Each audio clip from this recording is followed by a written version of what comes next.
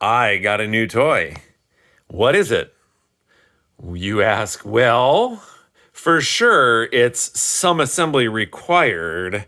For those of you who know me and know what I'm up to, please do not comment. But for the rest of you, take a gander and take a guess as to what this might be. We've got a bunch of screws because it's been taken apart over here. We've got a switch up here, and we've got a decimated electrical panel, and there's a hole, rectangular hole right there. This is a key sensor, circuit breaker, a couple relays, some air valves. You see a ball screw and some linear guides over there. Another limit switch over here, kind of dirty.